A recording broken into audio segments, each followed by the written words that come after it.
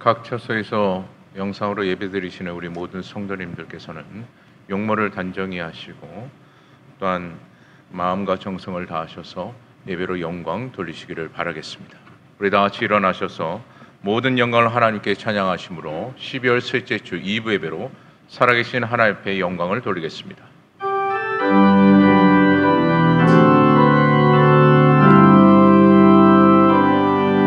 모든 영광을 하나님께, 모든 영광을 하나님께, 온 마음과 뜻 다해 주 예배합니다. 모든 영광을 하나님께.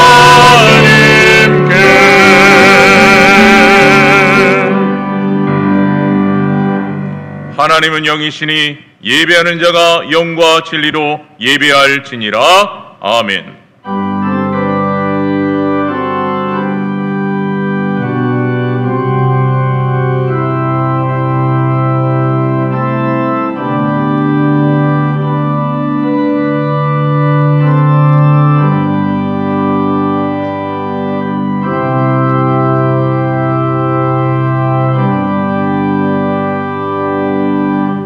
새해 소망과 새해 희망의 은혜를 주시는 주 여호와 하나님, 한 주간 지칠 수밖에 없는 오늘날 우리의 삶의 현장에서 우리의 영과 육을 주님께서 지켜주시고 또한 힘과 용기를 주셔서 오늘 이와 같이 함께 거룩한 예배로 영광 돌릴 수 있는 은혜의 자리를 허락하여 주심에 감사드립니다. 오늘 드려지는 예배가 축복의 예배가 되게 하여 주옵시고 우리의 예배를 주님께서 또한 홀로 영광 받으시기를 간절히 소망하며 우리를 구원하신 예수 그리스도의 이름으로 기도드립니다. 아멘.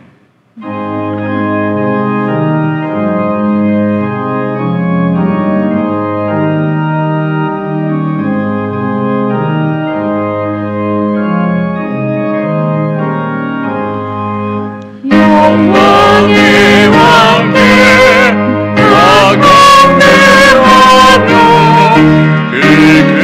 그 사랑 내 최소하라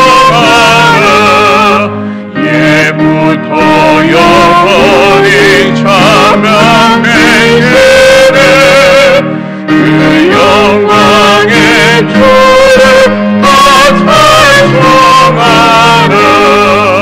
능력과 은혜 다 찬송하라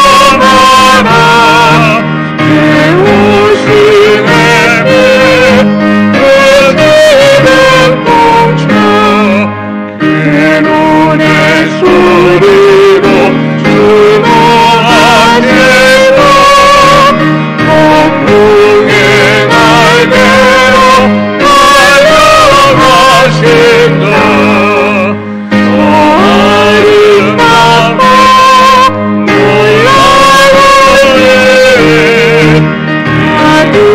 아름다리다 다 주의 종아 그 명령에 더 잡히나니 높은 나라를 더 사랑이라 지금같이 연약한 인생 주의하여 내가 원하리 온 백성 지으신 하나님이시네 그 자리 영원히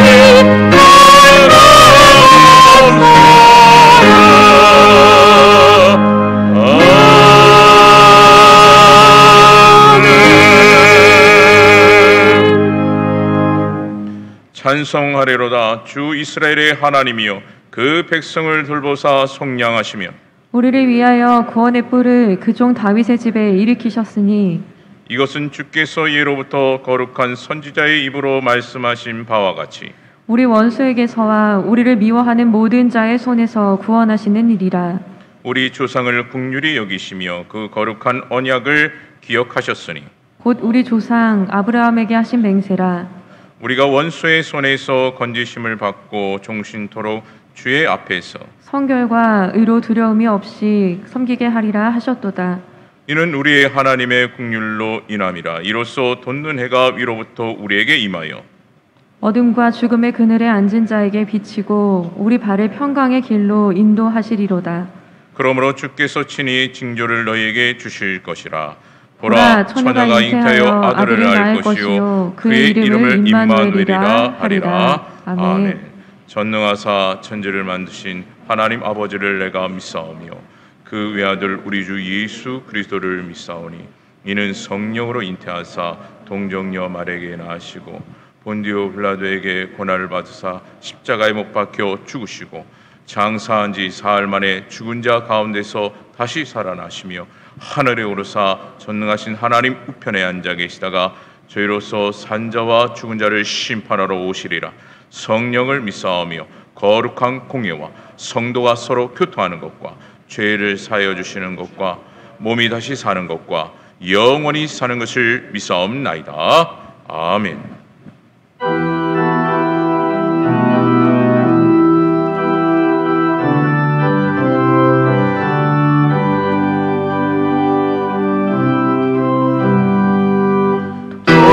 도망에서 밥상을 귀한 예물 가지고 산을 넘고 물을 건너며 따라왔도다.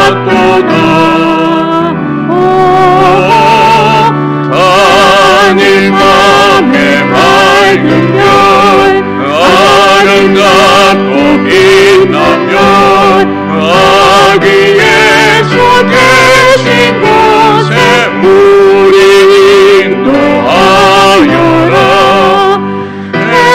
베들레헴 임금께 많은 황금들 위에 영원토록 모든 백성 다스려 주소서. 하늘 밤에 맑은 별 아름답고 빛나면 아기 예수 계신 곳에 우리 인도하여라. 거룩하신 구주께 나는 영유 드리네.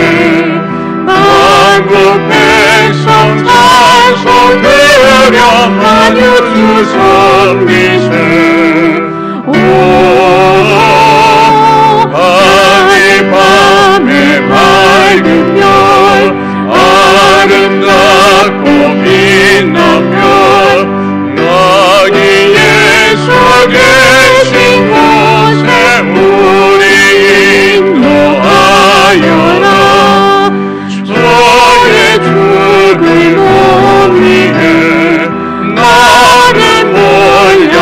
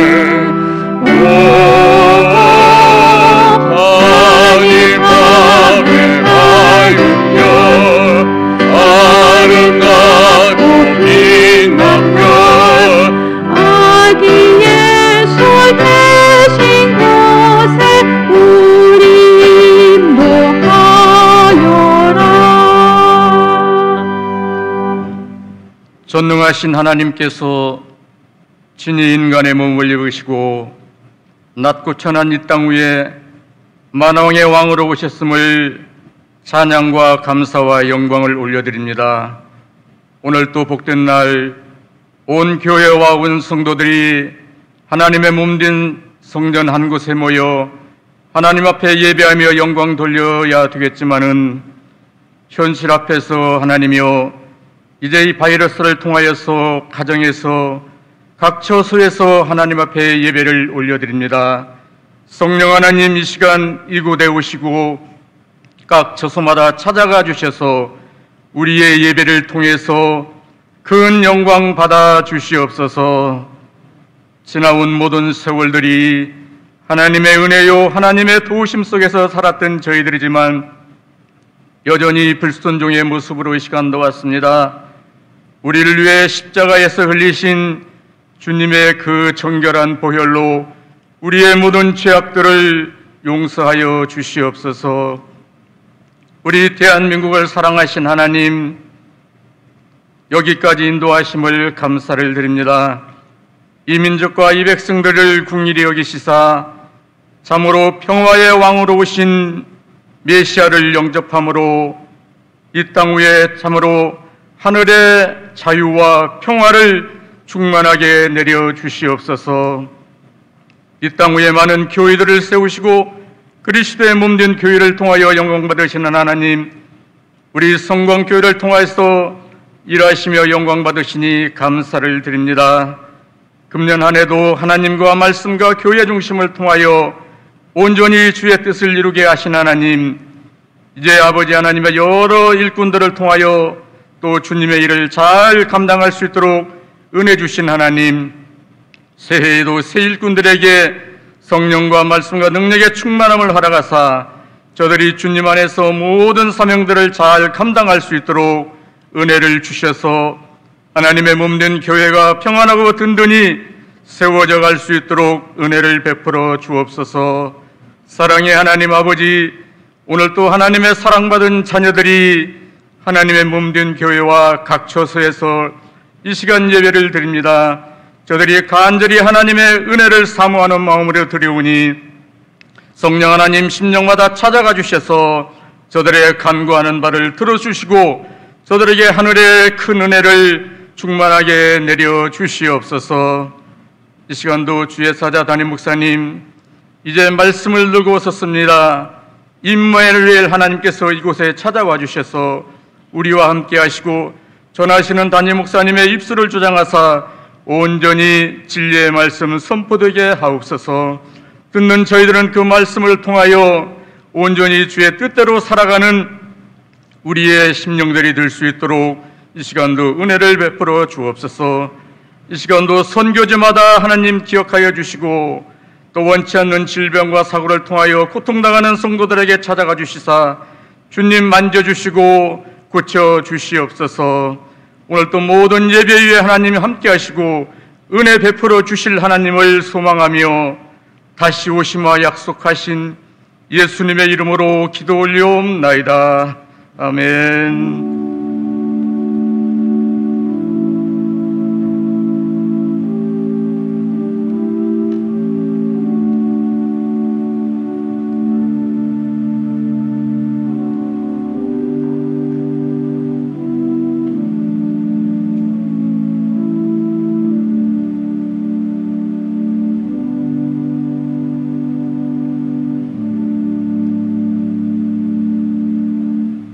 이 시간 주님께서 우리에게 주실 축복의 말씀은 신약 성경 마태복음 1장 21절에서 23절입니다. 신약 성경 1면에 기록이 되어져 있습니다. 제가 마태복음 1장 21절에서 23절까지 봉독해 드리도록 하겠습니다. 21절입니다. 아들을 낳으리니 이름을 예수라 하라. 이는 그가 자기 백성을 그들의 죄에서 구원할 자이심이라 하니라. 이 모든 일이 된 것은 주께서 선지자로 하신 말씀을 이루려 하심이니 이르시되 보라 처녀가 잉태하여 아들을 낳을 것이요 그의 이름은 임마누엘이라 하리라 하셨으니 이를 번역한즉 하나님이 우리와 함께 계시다 함이라. 아멘. 사랑과 안위가 풍성하신 하나님 아버지, 성탄절을 앞둔 주일 12월 달 마지막 제주, 마지막 달 셋째 주 2부 예배로 하나님 영광을 돌리게 도와주시니 감사와 찬송과 영광을 올려드립니다. 코로나19로 인하여 주의 전에 나와 예배를 드리지 못하고 영상으로 예배를 드리는 우리 성도들을 기억해 주시고 우리 모든 성광의 가족들에게 하나님의 은혜와 평강이 있게 하여 주시옵소서. 이 시간 하나님 말씀을 들을 때 집중하게 도와주시고 말씀을 통하여 은혜를 받고 변화되고 새로워지는 역사가 일어나게 하여 주시옵소서. 병든 자들은 다 고침받게 도와주시고 얽히고 설켜있는 문제들은 해결되게 도와주시옵시고 마음에 품은 소원들은 주님의 뜻 가운데서 아름답게 이루어지며 성탄의 주님을 만나 은혜와 복을 받게 하여 주옵소서. 예수님의 이름으로 기도드리옵나이다. 아멘. 2020년도 12월 달 셋째 주 주일 2부 예배에 참석하신 우리 모든 성도 여러분들에게 하나님의 은혜와 평강이 함께 하시고 기도하는 모든 기도들이 다 이루어지시기를 주님의 이름으로 축복합니다. 오늘은 마태복음 1장 21절에서 23절에 기록되어 있는 말씀의 내용을 가지고 임마누엘이라고 하는 제목으로 함께 은혜를 나누고자 합니다. 사람들에게 있어서 이름이라고 하는 것은 상당히 소중합니다. 그래서 속담에도 보면은 호랑이는 죽어서 가죽을 남기고 사람은 죽어서 이름 석자를 남긴다는 말이 있을 정도로 그의 이름이 귀한 것임을 말씀해 주고 있고 소중하다라고 하는 것을 우리에게 의미하고 있습니다. 옛날 어른들은 그 사람의 이름에 그 사람의 운명이 있다 할 정도로 이름을 소중하게 여겼습니다.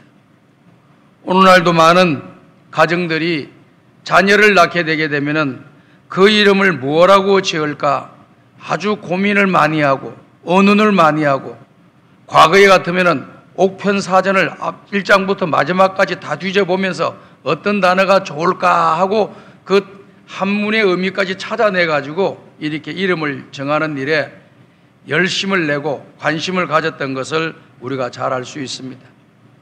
성경에도 보게 되면은 하나님께서 한 사람을 통해 이 땅에 놀라운 일들을 시작하시려고 그를 부르셨을 때에 때로는 그의 이름을 바꾼 그런 전례들이 있음을 우리가 성경에서 잘 발견할 수가 있습니다. 우리가 잘 알고 있는 아브라함은 원래 그의 이름이 아브람이었습니다. 창세기 17장 5절을 보게 되면은 이와 같이 말씀을 하고 있습니다. 다 같이 읽어보겠습니다. 시작. 이제후로는 내 이름을 아브라함이라 하지 아니하고 아브라함이라 하리니 이는 내가 너를 여러 민족의 아버지가 되게 함이니라. 여기 아브람이라고 하는 단어는 한 집안의 아비, 가장 이런 뜻이 담겨져 있습니다. 그런데 아브라함이라고 하는 라자 하나가 더 붙게 되게 되면은 어떤 결과를 가져오느냐 하면은 열방의 아비, 열방의 가장이다 라고 하는 그런 뜻이 그곳에 담겨져 있습니다. 이 상황은 어떤 상황입니까? 이제 아브라함이 하나님을 만나고 하나님의 부르심에 순종하여 믿음의 길을 걸어갈 때 하나님께서 아브라함에게 말씀하시면서 너의 이름이 아브라함이지만은 더 이상 너의 이름을 아브라함이라고 부르지 않고 아브라함이라고 부르겠다라고 말씀하시는 것을 보여주고 있습니다.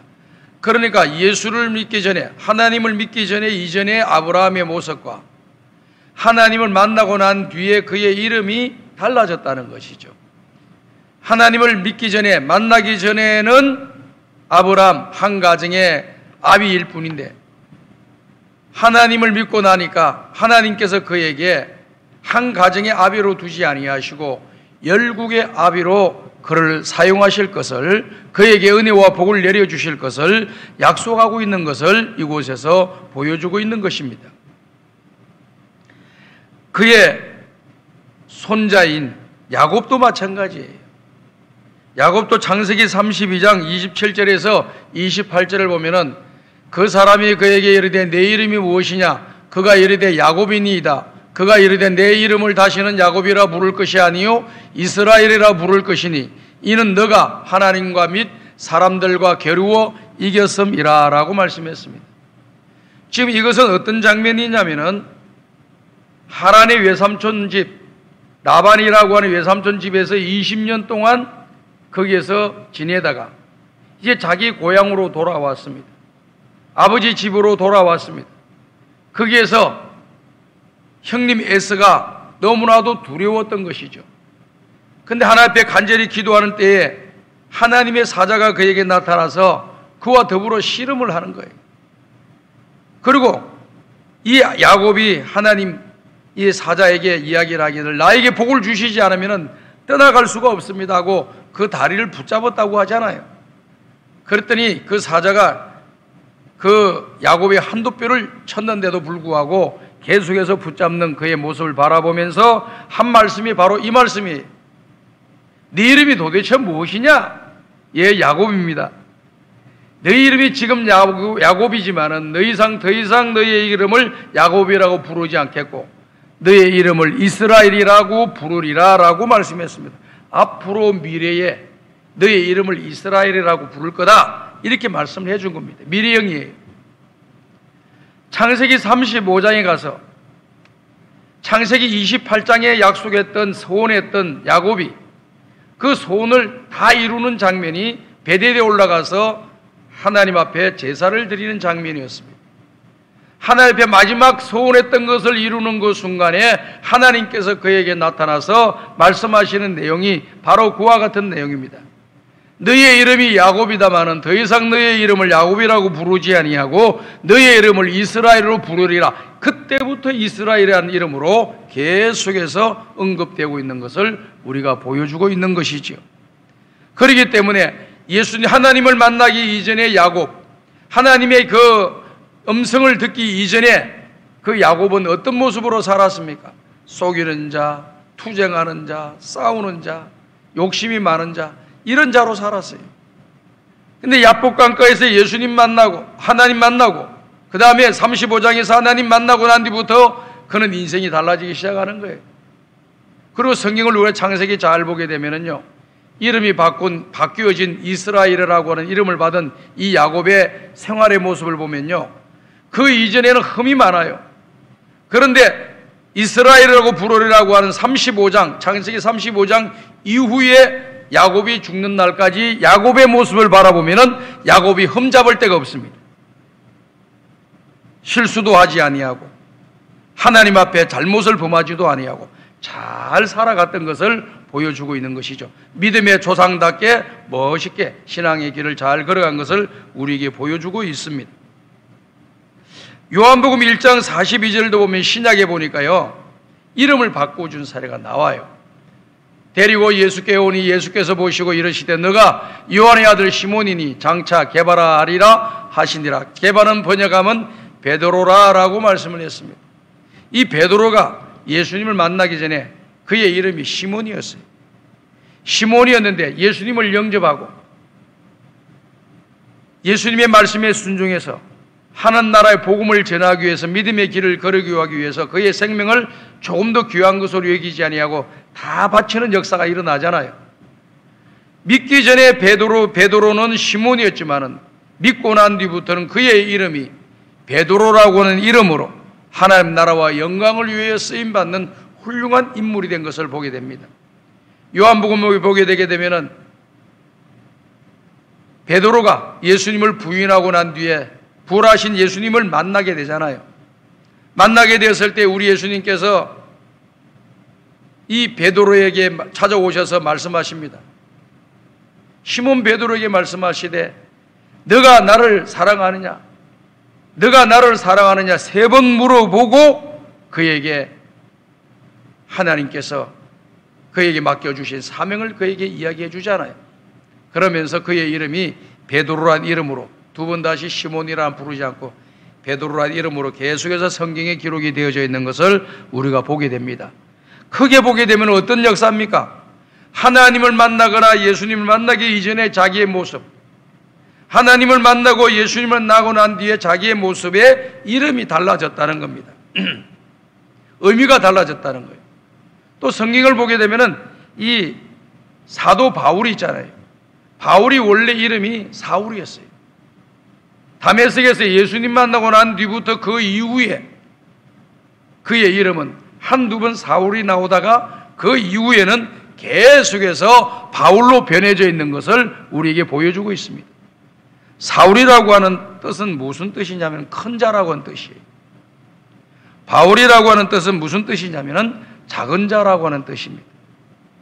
예수님 만나기 전엔 자기는 큰 사람같이 똑똑하고 잘난 사람같이 같이 살았는데 예수님 만나고 난 뒤부터 겸손해지고 낮아지는 사람이 되고 큰 자라고 이야기하는 것이 아니라 지극히 적은 자라고 이야기하고 나보다 더 높으신 분이 계신데 그분이 바로 우리 예수님이다.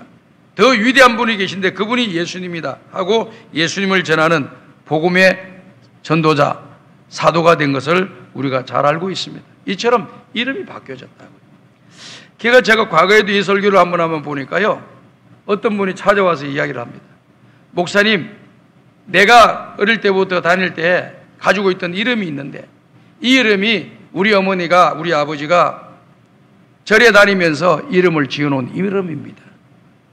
오늘 목사님 말씀을 듣고 보니까 예수를 믿으니까 내 이름 바꾸고 싶어요. 그렇게 이야기하더라고요. 바꾸는 건 본인의 의지에 따라서 다른 것이지만은 이름을 바꾸는 것보다 더 중요한 것은 생활의 변화다. 삶의 변화다. 이름만 바꾸어 놓고 생활이 달라지지도 않고 삶이 달라지지도 않는 것은 이름을 안 바꾸는 것이 더 나을 뻔했다. 그러니 진정으로 내가 삶이 달라지기를 원해서 이름을 바꾼다면 이름을 바꾸지 말고 삶이 바뀌어지고 삶이 달라지고 이제는 내 중심으로 살지 말고 하나님 중심으로 살겠다고 기도하고 믿음으로 전진하는 삶을 살면은 그 이름이 가지는 의미가 더 아름답고 멋지게 될 수가 있다. 이렇게 권면한 적이 있습니다. 그래서 오늘 설교를 듣는 여러분들 가운데 속에서도 이름을 좀 바꿔야지 내 인생이 좀 환히 펼쳐질 것이 아닌가, 제2의 새로운 인생을 살 것인가 아닌가, 이런 생각하지 마세요. 이름이 바뀌는 것 중요하지만 이름보다 더 중요한 것이 내 마음의 자세와 생각이 더 중요한 거예요. 내 생활의 자세가 더 중요한 거예요. 그 이전에는 내 중심으로 살았지만은 이제 예수 믿고 하나님 중심으로 살면은 내 이름이 어떠한 이름을 갖고 있다 할지라도 그것은 그 이름이 아름답고 하나님께 영광을 돌리는 이름이 되는 줄로 믿습니다. 그런 믿음으로 살아가시기를 주님의 이름으로 부탁을 드립니다. 오늘 저와 여러분이 읽은 말씀 마태복음 1장 21절에서 23절에 보게 되면은 우리 구세주라고 하는 것, 이 구세주매라고 하는 단어는 우리 한국말이잖아요. 히브리어로 이야기하면 메시아라고 하는 단어예요. 메시아라고 하는 단어는 구세주라고 하는 단어예요. 헬라어에 보게 되면은 헬라어로는 이 메시아를 그리스도라 그러는 거예요. 그러니까 그리스도나 메시아나 구세주나 똑같은 단어예요. 똑같은 의미예요. 나라별로 부르는 이름이 달라서 그렇지 똑같은 의미라고 말이에요. 그 메시아이신 그 주님이 이 땅에 오시기 전에, 태어나시기 전에, 탄생하시기 전에 천사들이 찾아와서 이야기하시는데 그 이름을 지어주는 거예요. 그 이름이 뭐라고 지어주냐면 첫 번째 이름은 그 이름을 예수라 하라라고 이름을 지어주시는 거예요. 그래서 예수님이 태어나고 난 뒤에 그의 부모님 마리아와 요셉이 그 예수님을 예수라고 부르시게 된 거예요. 왜? 그건 천사가 지어준 거예요. 하나님이 그 이름을 지어주신 거죠. 근데 예수라고 하는 이름의 뜻이 성경에 뭐라고 말씀하고 있습니까? 마태복음 1장 21절에 정확하게 잘 나와 있죠? 1장 21절입니다. 다 같이 한번 읽어보도록 하겠습니다. 시작! 아들을 낳으리니 이름을 예수라 하라. 이는 그가 자기 백성을 그들의 죄에서 구원할 자이심이라 하니라. 아들을 낳으리니 이름을 예수라 하라. 이는 그가 자기 백성을 그들의 죄에서 구원할 자이심이라. 예수라고 하는 이 단어의 의미는 뭐가 담겨져 있느냐면은 자기 백성을 자기들의 죄에서 구원해낼 자다. 다시 말씀을 드려서 예수님이 죄의 문제를 해결하실 분이고 죄의 문제를 해결하셔서 구원받은 백성이 되도록 만드시는 그런 구세주이심을 이야기하고 있는 것이죠. 그리스도이심을 이야기하고 있고 메시아이심을 이야기하고 있는 것입니다. 그렇습니다, 여러분. 우리 인생에 살아갈 때 우리의 죄의 문제는요, 어느 누구도 그 죄의 문제를 해결할 수가 없어요. 내가 열심히 선을 쌓는다고 해서, 열심히 좋은 일을 많이 한다고 해서, 또 많은 공적을 쌓았다고 해서 내 죄가 사해지는 게 없습니다. 오직 예수 그리스도의 십자가의 보혈의 피만이 오늘 저와 여러분들의 죄를 깨끗하게 씻어주시고 지옥 갈 사람이 천국 가는 역사가 일어나게 될 줄로 믿습니다.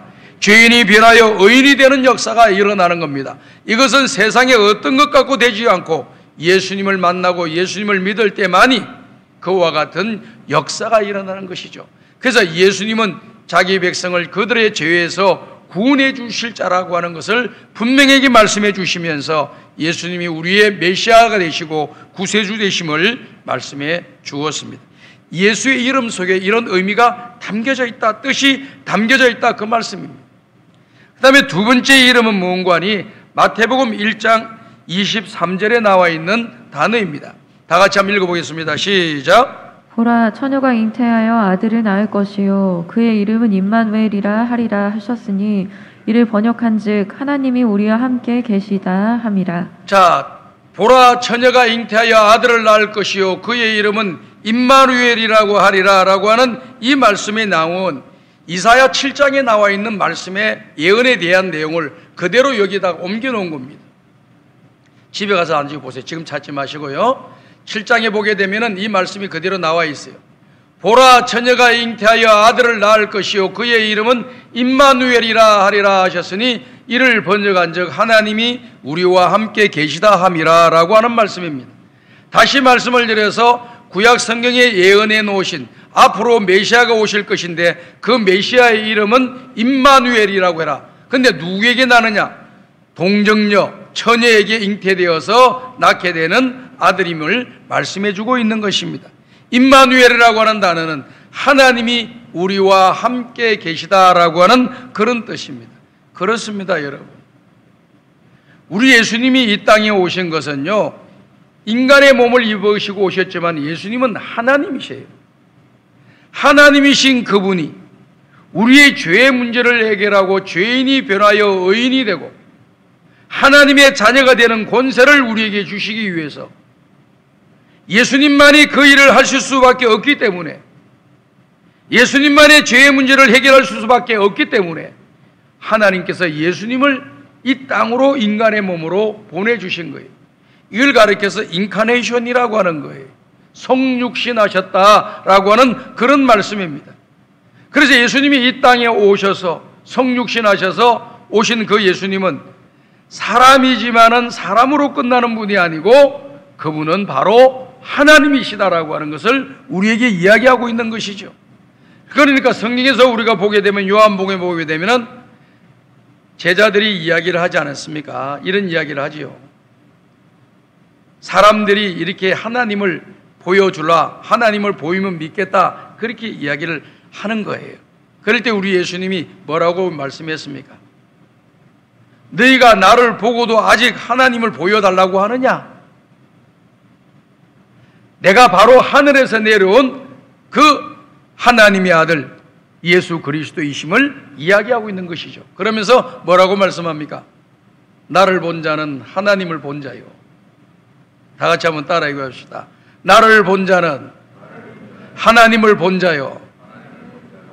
그러니까 예수님이 하나님이시기 때문에 예수님을 보면 곧 하나님을 본 거나 똑같은 거라고 하는 것을 말씀해 주고 있는 것이죠. 그러니까 성부 하나님과 성자 하나님이 동일하시다라고 하는 것을 말씀해 주고 있는 것입니다. 그렇기 때문에 예수님이 계시다라고 하는 것은 누가 계시다? 하나님이 계시다는 겁니다.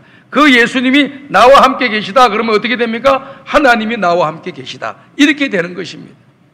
그래서 여러분들이 예수님을 믿게 되면 그 예수님은 여러분들을 떠나지 않고 영원토록 여러분들과 함께 하시는 것을 여러분들이 믿으십니까? 여러분 하나님이 함께 하시고 여러분이 예수님을 영접해 놨으면은 내 생명 다할까지도 하나님이 함께 하시고 하나님 나라에 들어가서도 그 하나님이 그 예수님이 나와 함께 하셔요. 이것이 오늘 우리의 믿음이 되어야 되는 거죠. 그래서 그 주님이 나와 함께 하시는 거예요.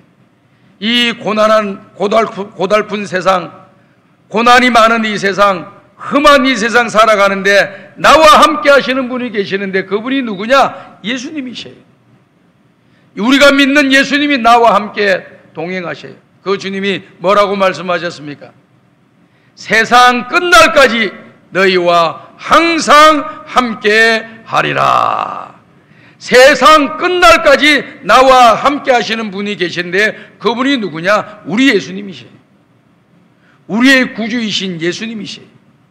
우리의 메시아이신 예수님이 바로 우리와 함께 하시는 분이시다.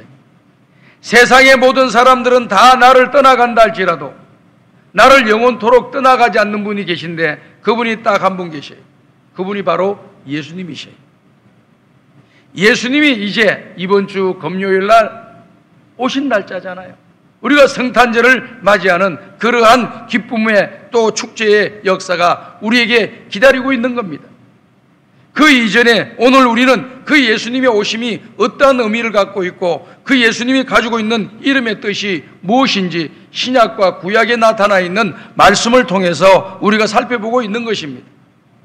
그렇기 때문에 예수님이라고 하는 이 말 자체에서 우리가 얼마나 큰 은혜를 받습니까? 하나님이 우리를 구원하시려고 이 땅에 오시고 우리 죄를 위하여 십자가에 대신 죽으시고 그 피를 믿는 자마다 구원을 얻는 죄 사함 받고 구원을 얻는 은혜를 우리에게 주신 것이죠. 그리고 임마누엘 하셔서 믿는 모든 백성들 한 명도 예외 없이 영원토록 그와 함께 하시기 위해서 이 땅에 오셨다라고 하는 사실을 기억하면서 하나님은 나와 영원토록 함께 하신다라고 하는 믿음을 가지시고 주님은 내 죄를 위하여 십자가에 죽으시고 나를 구원하셨다고 하는 이 믿음을 가지고 신앙의 길을 걸어가는 성광의 가족들이 되시기를 주님의 이름으로 축복합니다. 그러면 또 구약에 보게 되면은요, 앞으로 오실 메시아에 대해서, 그리스도에 대해서, 구세주에 대해서 어떤 말씀을 하고 계시나 하는 것이 성경에 많이 기록되어 있는데 이름에 관한 부분은 이사야서 9장 6절에 기록이 되어져 있습니다. 이사야서 9장 6절을 보게 되면은 앞으로 오실 메시아, 앞으로 오실 그 구세주의 이름은 이러한 이름이다라고 말씀을 하고 있는 것입니다. 다 같이 읽어보겠습니다. 시작. 이는 한 아기가 우리에게 낳고 한 아들을 우리에게 주신 바 되었는데 그의 어깨에는 정사를 메었고 그의 이름은 기묘자라 모사라 전능하신 하나님이라 영존하시는 아버지라 평강의 왕이라 할 것임이라. 자, 여기에 보게 되면은요, 한 아기가 우리에게 낳고 한 아들을 우리에게 주신 바 되었다라고 말씀이 기록되어 있습니다. 히브리 원문을 보게 되면 한 아기가 우리에게 낳고 한 아들을 우리에게 주신 바 되었다라고 하는 것은 어떤 많은 사람 가운데 한 아이, 한 아기 이걸 말하는 게 아니에요. 여기에 나와 있는 단어는 우리 하나님 대신 예수 그리스도에게만 적용되는 그런 단어예요. 낳는다라고 하는 단어, 한 아들이라고 하는 단어, 한 아기라고 하는 단어는 우리 예수님에게만 적용되는 단어이지요, 일반 사람들에게 적용되는 단어가 아니에요. 그렇기 때문에 여기에서 한 아기가 우리에게 낳았다라고 하는 것은 하나님께서 우리를 구원하여 주시기 위하여 예수님을 이 땅에 처녀의 몸으로 나게 만드셨다, 그분이 바로 예수님이다라고 하는 것을 이야기해 주시기 위해서 이와 같이 말씀을 구약 성경에서 그 문법적인 의미로 해석을 해 주신 거예요. 그래서 그의 어깨에는 정사가 메었고 그의 이름은 기묘자라 모사라고 이야기했습니다. 기묘자 모사가 같이 붙어 있는 단어예요. 따로따로 떨어져 있는 단어가 아닙니다. 그의 이름은 기묘자라 모사라라고 이야기했습니다. 여기서 기묘자라 모사라고 하는 단어는 우리가 잘 알고 있는 위대한 상담자, 원더풀 카운셀러라고 하는 그런 단어로 NIV 성경에 기록되어 있는 것을 우리가 잘 알 수가 있습니다. 다시 말씀을 드려서 앞으로 오실 구세주이신 그 메시아는 어떤 분이냐? 위대한 상담자라고 하는 거예요. 오늘 우리가 문제가 있을 때, 걱정 염려가 있을 때 누구를 만나갑니까? 전문가에게 찾아가서 자기의 궁금한 거나 문제나 어려운 것들을 대화를 나누어서 서로 이야기하고 전문가에게 나아가서 대화를 나눌 때 그것을 상담이라 그러는 거예요. 개인으로 만나서 이야기하면 개인 상담이 되고, 많은 사람들이 같이 모여서 상담을 하게 되면 집단 상담이라 이렇게 이야기를 합니다. 조그마한 소그룹이 모이는 거 그룹 상담이라고 이야기를 하기도 하지요. 근데 중요한 것은 뭐냐? 그러한 상담을 통해서 가지고 있는 문제들이 해결된다는 거예요. 문제들을 해결할 수 있는 답을 찾는다는 겁니다. 상담에서 가장 중요한 것이 문제 해결이에요. 개인이 가지고 있는 문제 해결, 그룹이 가지고 있는 문제 해결, 공동체 전체가 갖고 있는 그런 집단적인 문제가 있는데, 그 문제를 전문가에게 그 문제를 정의 진단해주고 바른 길을 제시해 줄 수 있는 그러한 전문가가 누구냐? 바로 카운셀러라고 하는 거예요. 오늘 여러분들이 병원에 갈 때도 이렇게 의사 선생님을 만나게 되잖아요. 의사 선생님 만나는데 의사 선생님이 이렇게 치료만 해주고 그런 분이 아니고요, 상담까지 다 하시는 분들이에요.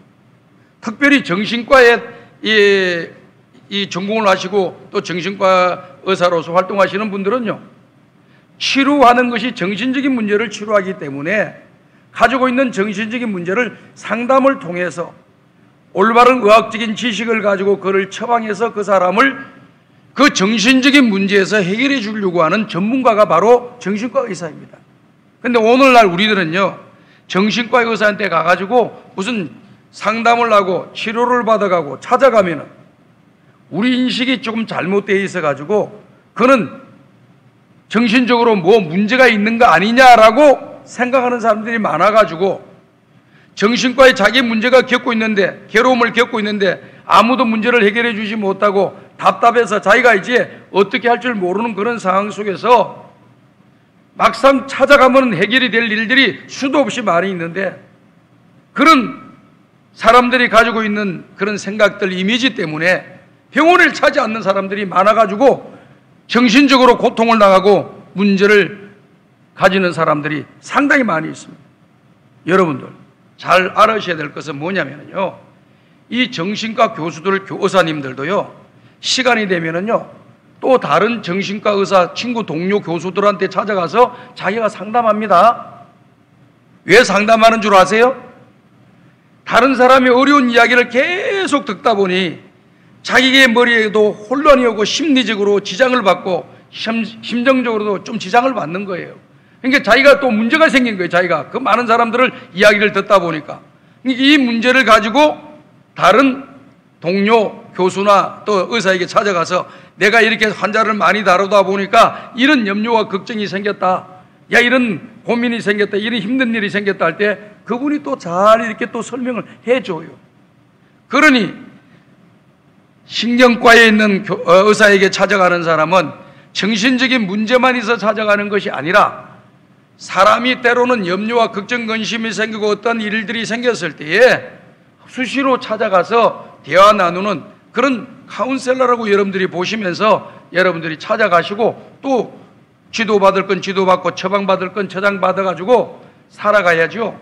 그걸 문을 딱 걸어 잠그고 아이 벽을 세워놓고 근처도 안 가고 이렇게 하게 되면은 여기에 또 문제가 생긴다는 거예요.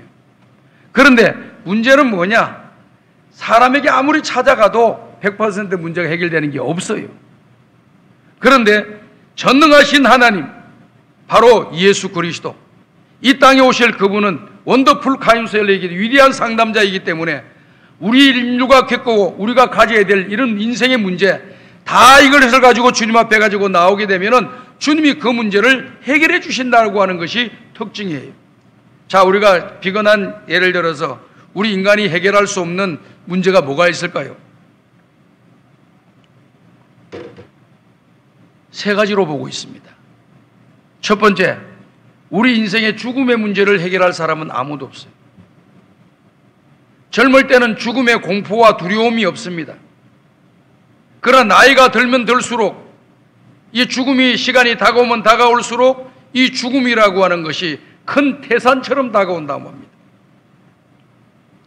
그냥 그 죽음만, 내가 죽는다 이 생각하면은 모든 것이 마음에서부터 나약해지기 시작하고 힘이 빠지기 시작하고 보람도 기쁨도 가치도 없는 것처럼 느껴지는 그런 생각들을, 그런 느낌들을 많이 받는다라고 합니다. 한번 잘 한번 생각해 보세요. 처음에는 부모님들이 돌아가시고 큰 어르신들이 돌아가시다가 주변에 보니까 시간이 지나니까 내 가까운 주변의 동료들이, 가까운 선배들이 죽기 시작하네요. 그러면서 자기의 마음이 뭘 생각하느냐, 나에게도 저런 시간이 언젠가는 오겠구나, 이런 생각을 드는 거예요. 그러다가 몸이 아프고 병들게 되면 더 그것이 생각이 더 나는 거예요. 그러면서 죽음이라고 하는 것이 그렇게 공포스럽게 우리에게 다가오는 거예요. 아무리 공포를 가진다고 해서, 아무리 연구를 한다고 해서 죽음의 문제를 해결해 줄 수 있는 것은 세상에 아무것도 없어요. 그런데 예수님만은 오늘 저와 여러분들에게 이 죽음의 문제를 해결해 주십니다. 나는 부활이요 생명이니 나를 믿는 자는 죽어도 살겠고 무릇 살아서 나를 믿는 자는 영원히 죽지 아니하리라. 예수님이 부활이요 생명이세요. 부활이요 생명이신 예수님을 우리가 믿고 그 주님을 따라가기만 하면은 우리 인생은 죽음의 이 관문을 뛰어넘어서 영원한 생명을 얻는 하나님의 나라로 저와 여러분들이 인도함을 받는 거예요. 그런데 예수님을 만나지 못하고 예수님을 믿지 못하게 되면은 어떻게 됩니까? 죽음의 관문을 통과해서 더 좋은 데로 가는 것이 아니라 제2의 죽음으로 들어가잖아. 지옥불로 들어가서 영원토록 그곳에서 고난당하면서 고생하면서 후회하면서 살아가는 것이 인생이잖아요.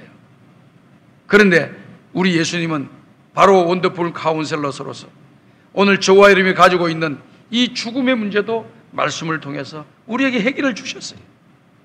그리고 또 여러분이 예수님을 믿게 되면 뭐가 해결이 됩니까? 죄의 문제가 해결되는 거예요. 죄의 문제. 죄로는 누가 해결할 수가 없어요.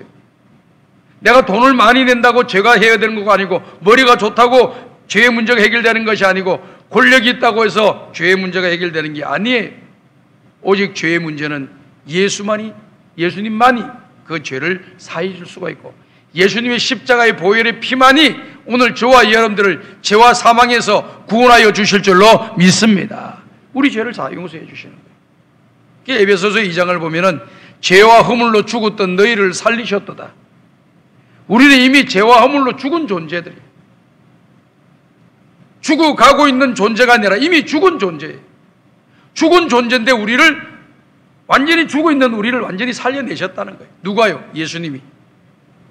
예수님을 믿을 때 이런 역사가 일어난다는 겁니다. 그러니까 죄의 문제, 죽음의 문제 해결되죠. 그 다음 세 번째는요, 허무의 문제예요. 허무하다. 허무하다 그러죠. 왜 허무하다 그러겠어요? 아무것도 아니다는 거예요. 인생이 아무것도 아니다라고 하는 것을 언제 느끼느냐? 죽음을 앞두니까 허무하다는 걸 느끼는 거예요. 허무하다. 또 그것을 미리 느끼는 사람은 허무하다는 마음을 가지고 이 세상을 살아가면서 힘들게 살아가는 사람들이 많이 있습니다. 그리고 우울증에 걸려서 살고, 그리고 목표와 방향도 없이 살고, 인생이 이렇게 죽을 바인데 내가 뭐 그렇게 열심히 할 건 뭐 있어 하면서 의욕도 없어지고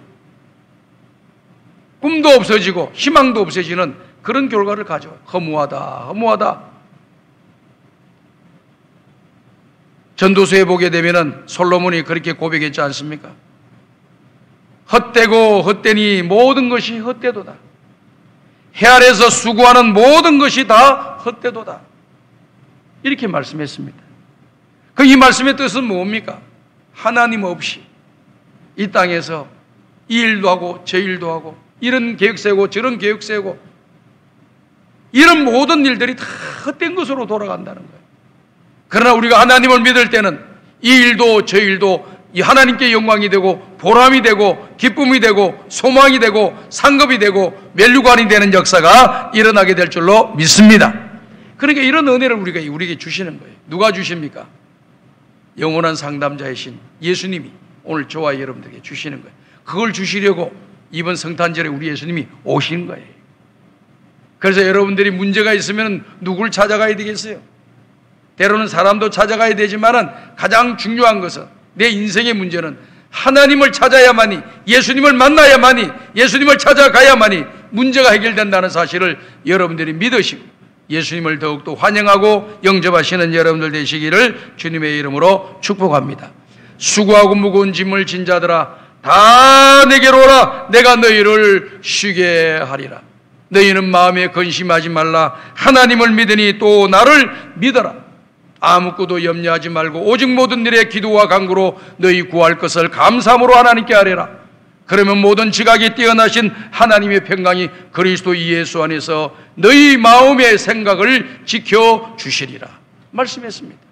우리 주님이 우리에게 말씀하고 성경이 우리에게 말씀하신 내용들을 여러분들이 믿음으로 받아들여서 그 주님의 말씀대로 기도하고 순종하고 주님 앞에 영광 돌리는 삶을 살아가려고 결심하게 될 때에 오늘 저와 여러분들이 갖고 있는 모든 인생의 문제들이 정리되어지고 해결되어지는 아름다운 역사가 일어나게 되는 것입니다.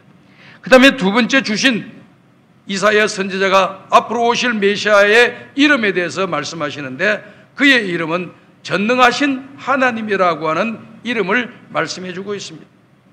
앞으로 오실 예수님은 어떤 분이냐? 구세주는 어떤 분이냐? 전능하신 하나님이라는 Almighty God. 하나님께서 모든 일을 하시는 것처럼, 무에서 유를 창조하시는 것처럼, 천지만물을 창조하신 것처럼, 죽은 자를 다시 살려내는 것처럼 사람들이 할 수 없는 것을 할 수 있게 만드시는 그분이 누구냐? 바로 예수님이라는. 그래서 우리가 사복음서에 보게 되면요, 우리 예수님의 역사하시는 것, 예수님의 행적들을 쭉 보게 되고 예수님이 행하신 일을 쭉 보게 되면요, 초자연적인 역사들이 많이 기록되어 있는 것을 보여주고 있습니다. 특별히 요한복음에 초자연적인 부분을 많이 다루고 있습니다. 요한복음은 예수님은 우리의 구세주이시다, 우리의 하나님이시다라고 하는 것이 주제예요.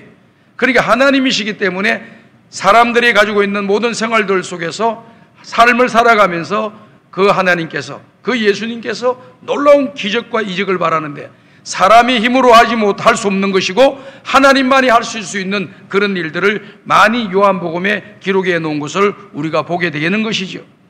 그 예수님의 행적도 쭉 보게 되면 우리가 어떻습니까? 죽은 자를 살리십니다. 바람과 바다를 잔잔하게 만드십니다. 오병이 이 기적을 만드십니다. 귀신 들린 자를 쫓아내십니다. 병든 자를 고쳐주십니다. 모든 문제 있는 자들의 문제를 해결해 주시고 잘못되게 하는 사람들을 바른 길로 인도해 주시는 주님의 그 능력을 우리에게 보여주고 있잖아요. 그러니 우리 예수님은 전능하신 하나님이세요. 못하실 것이 없는 그런 분이십니다. 그렇기 때문에 우리가 힘없는 사람들을 의존하고 사람을 따라다니는 사람이 아니라, 우리가 사람이 이제 필요해요. 관계 속에서 다 도움받고 도움 주고 또 서로 협력하고 이렇게 살아가는 게 사람의 관계예요. 그런데 때로는 이 협력과 도움과 사랑이 약해질 수도 있고 식어질 수도 있어요. 그때 누굴 봐야 됩니까? 그때만 바라보는 것이 아니라 평상시에도 하나님 바라보면서 협력하고 협조하고 서로 사랑하고 서로 선한 일을 하는 거예요.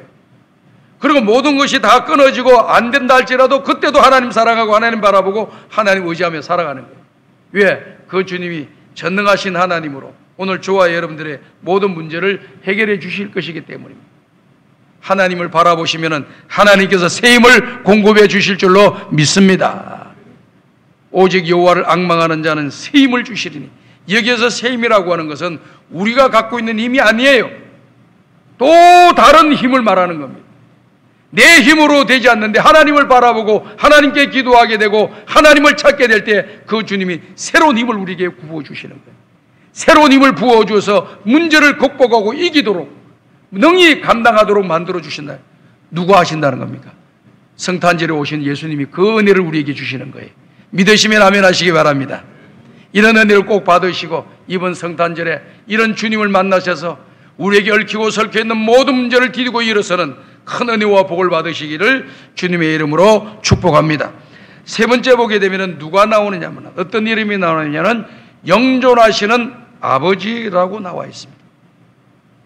영존하시는 아버지, 에버라스팅 파더, 영원토록 계시는 하나님.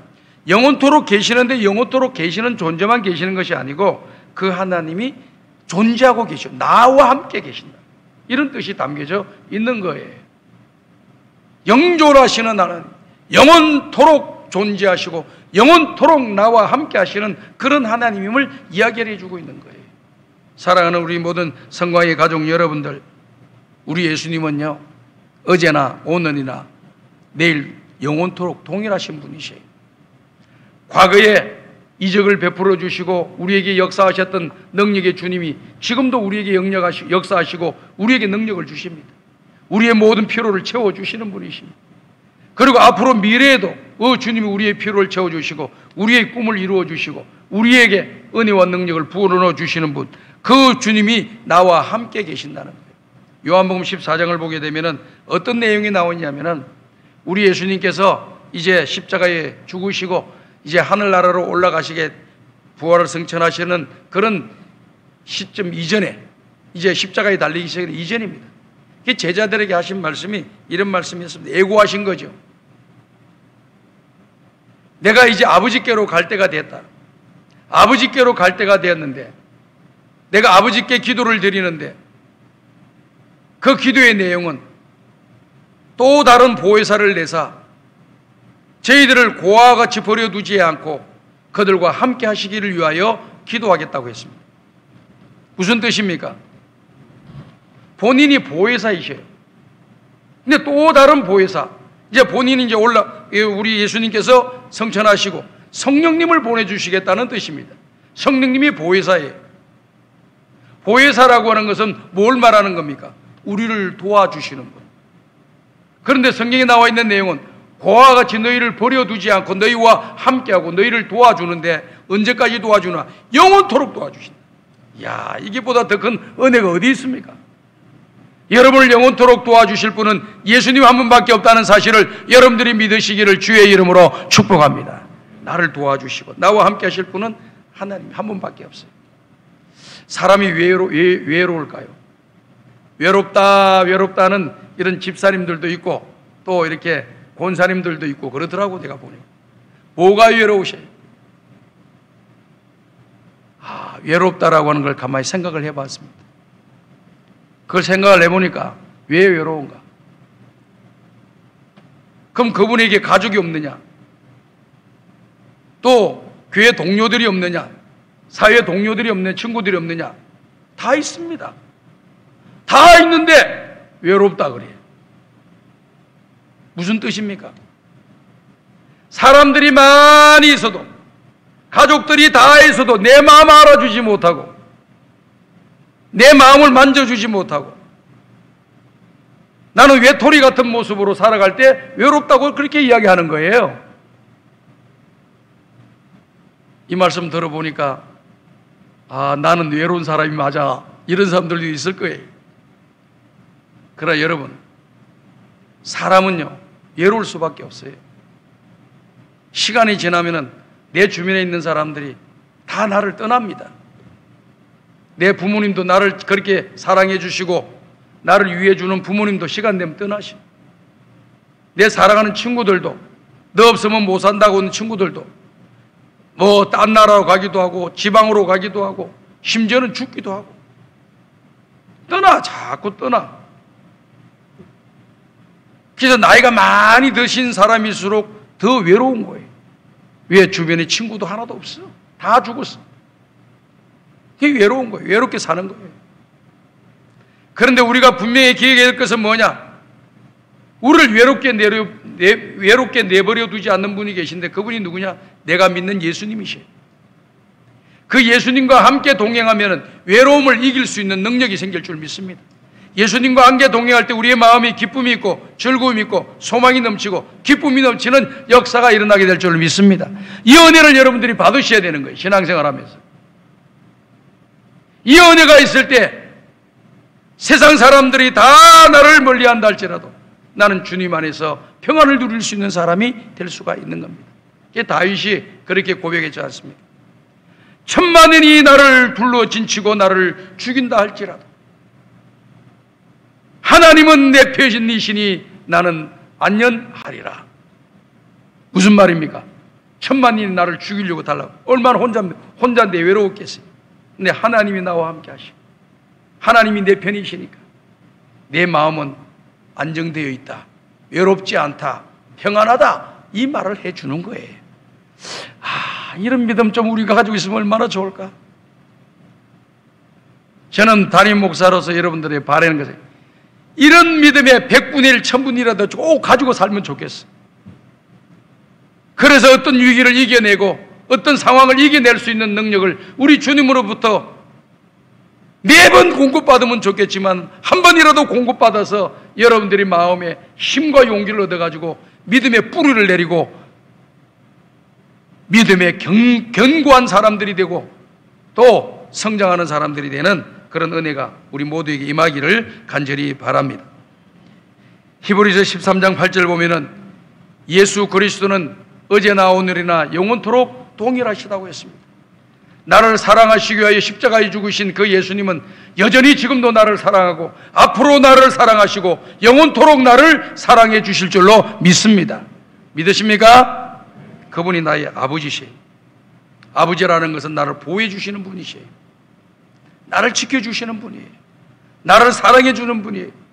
나의 필요를 채워주려고 하시는 분이 아버지시에요. 그분이 누구냐? 예수님이시에요. 사람들이 세상 살아가다 보면 이런 아버지, 좋은 아버지를 못 만난 그런 자녀들이 많지요. 사람들이 좋은 자녀들, 좋은 아버지 못 만났다고 해서 낙심하지 마세요. 인간의 아버지 비할 수 없고 천배 만배로 더 귀하시고 더 좋으신 분이 내 아버지시에요. 그분이 누굽니까? 바로 우리 예수님이시에요. 우리 하나님이시에요. 세상의 종교를 다 보세요. 불교에서 부처를 믿는 사람이 부처를 아버지라고 부릅니까?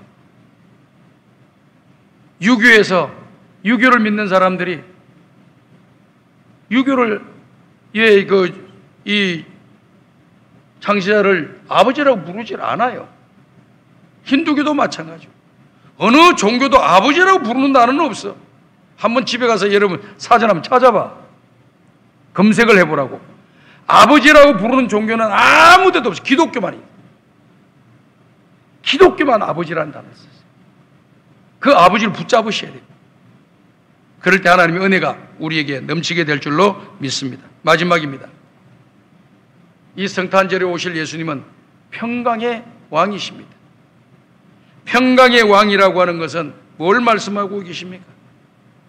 하나님과 우리 사회를 평강하게 만들어주고 사람과 사람과의 관계를 평안하게 만들어주고 자연과 우리의 관계를 평안하게 만들어주시는 분이 우리 주님이세요.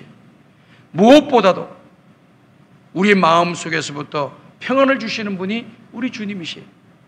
다른 곳으로 우리 평안이 오지 않았습니다. 오직 예수님 우리 속에 평안을 주실 때만이 평안을 누리는 거예요. 요한복음 14장 27절을 보면은 우리 예수님이 주는 평안에 대해서 설명하고 계시죠. 다 같이 마지막으로 읽어보겠습니다. 시작. 평안을 너희에게 끼치노니 곧 나의 평안을 너희에게 주노라. 내가 너희에게 주는 것은 세상이 주는 것과 같지 아니하리라. 너희는 마음에 근심하지도 말고 두려워하지도 말라. 우리 주님이 주시는 평안은요, 세상이 주는 평안하고 다르다는 거예요. 세상이 주는 평안은 이해관계가 항상 걸려 있어요. 서로 타협이 걸려 있어요. 그래서 어떤 문제가 발생되면은 세워놨던 평화 선언문도 하루아침에 휴지 조각이 됩니다. 평화 조약을 맺었던 그런 조약도 하루아침에 휴지가 돼버려요. 그런데 하나님과 우리 사이가 맺은 이 평화의 조약이라고 하는 것은 영원토록 변함이 없는 거예요. 이게 얼마나 좋은지 몰라요. 이 평화는 누가 빼앗아갈 수도 없어요. 이 평안은 누구 흉내낼 수도 없는 평안을 우리에게 주시는 거예요. 그러니 여러분들 다른 데서 평안을 찾으려고 하지 마세요. 예수님, 이 땅에 오신 예수님 안에서 이 평안을 찾아 누리는 복된 성도들이 다 되시고, 이번 성탄절에 이런 주님 만나셔서 여러분의 인생이 달라지고 삶이 달라지고 행복해지고 감사와 기쁨과 즐거움이 넘치는, 아름다운 소망이 넘치는 그런 역사가 일어나기를 주님의 이름으로 축복합니다. 하나님 아버지 감사합니다. 오늘도 귀한 말씀을 주시니 이 말씀을 우리의 마음에 담고 그 주님과 함께 영원토록 나의 아버지로 평강의 왕으로 전능하신 하나님으로 영원한 카운셀러로 모시고 임마누엘 하시는 주님을 기억하며 나를 죄에서 구원해 주신 예수님을 믿는 저와 여러분들 다 되어 하나님 앞에 영광을 돌리고 은혜와 복을 받는 자들이 다 되게 하여 주옵소서. 예수님의 이름으로 기도드리옵나이다. 아멘.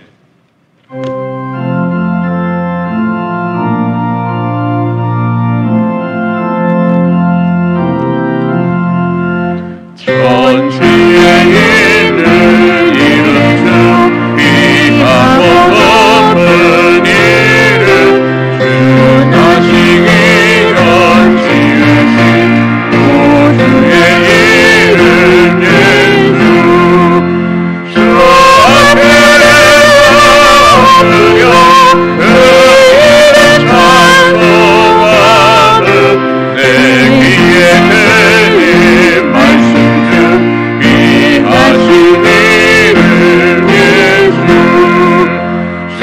십자가에 달린 데 명예의 스인대로 저 유대인의 왕이요 곧 우리 왕이시라. 주 앞에 내가 엎드려 그 이름 찬송하는 내 귀에 들린 말씀 이름 예수 지금도 살아계셔서 언제나 하시는 일 나 같은 죄인 보내서 상소방 주시구나. 주 앞에 내가 엎드려 그 이름 찬송하는 내 귀에 들린 말씀 중 귀하신 이름 예수 주 예정에서 영원히 오제나 오르리라. 그 이름으로 우리의 상복을 내리신다. 주 앞에 내가 엎드려 그 이름 찬송하는 내 귀에 들린 말씀 중 귀하신 이름 예수.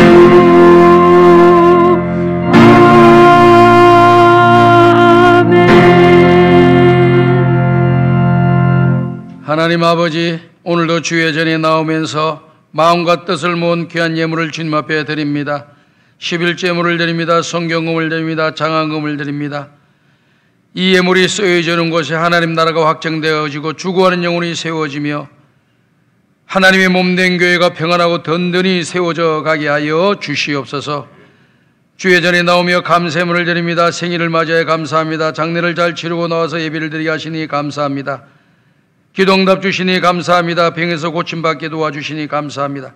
이 모양 저 모양으로 감사물을 드린 주의 종들에게 은혜를 내려주시고 감사하는 것에 10배 100배의 감사가 일어나도록 은혜와 복을 내려주시며 우리 성광의 가족 식구들에게 은혜를 내려주셔서 늘 감사할 일들이 많아지게 하여 주옵소서. 예수님의 이름으로 기도드리옵나이다. 아멘.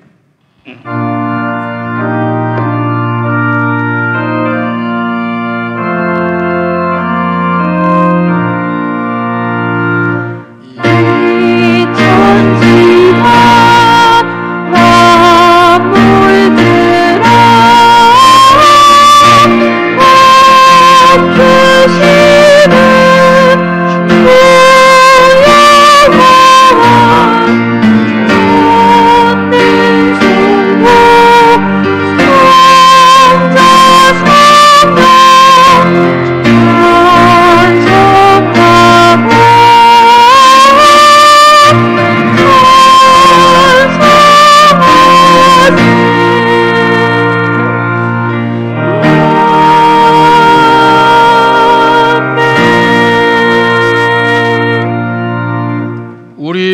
주 예수 그리스도의 은혜와 독생자 위아들도 아낌없이 우리에게 보내주신 하나님 아버지의 무한하신 사랑하심과 성령님의 감화감동 인도교통 충만하신 은총이 우리를 죄악 가운데 구원하여 주시고 영원토록 함께 하시고 우리의 문제를 해결해 주시며 참된 평안을 주시기 위하여 이 땅에 오신 그 예수님을 기다리며 환영하며 믿으며 순종하며 남은 인생 하나님께 영광 돌리며 살아가기를 원하는 우리 모든 성도들 머리 위에 이제로부터 영원토록 함께 있을지어다. 아멘.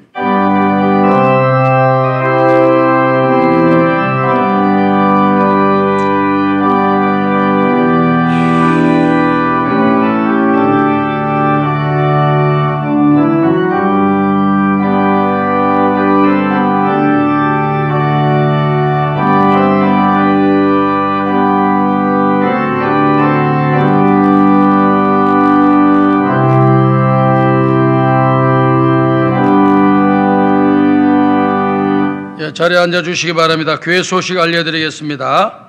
코로나19로 인해서 25일 성탄절 예배가 1부, 2부 9시 반, 11시 반 두 번 드리게 되는데요. 오늘과 같이 이렇게 비대면 동영상 예배로 드리게 됩니다. 여러분이 동영상 예배를 드린다고 해서 여러분들이 마음을 풀어놓지 말고 오신 예수님의 성탄절 예배를 잘 드리는 여러분들이 되시길 바라고 시간 맞춰서 홈페이지에 들어오시거나 또 유튜브에 들어가시게 되면 다 만나실 수가 있고 예배를 드릴 수가 있습니다. 아마 송구 영신 예배도 또 동영상으로 이렇게 비대면으로 가야 되지 않나 하는 그런 생각을 가지고 있습니다. 그래서 이번 주 중에 화요일 날, 수요일 날 여러분들의 가정에 우리 그 인도자분들이 아마 다 가실 겁니다. 그래서 교회에서 준비한 2021년도 카렌다와 그리고 또 마스크 한 장씩 포장되어 있는 한 7개인가 8개 들어갈 겁니다. 그리고 그 다음에 성탄절 예배 순서, 송구인조 영신 예배 순서, 그리고 성탄절 헌금 봉투, 또 송구 영신 예배 신년 감사 헌금 봉투 다 들어가 있으니까요.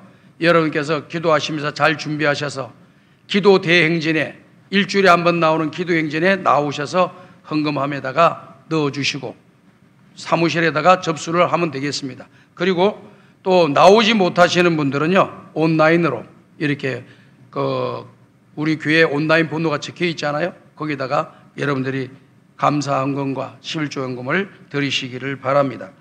그리고 강단 헌화 헌금과 성경 필사 그리고 기도 대행진 송구 영신 예배 드렸던 기아 대책기구 사람의 밥그릇 요 내용을 보시고 잘 따라 주시길 바라고요. 소총 광고를 보시고 유료해 주시기 바랍니다. 찬송가 430장을 부르면서 주일 2부 예배를 모두 마치겠습니다.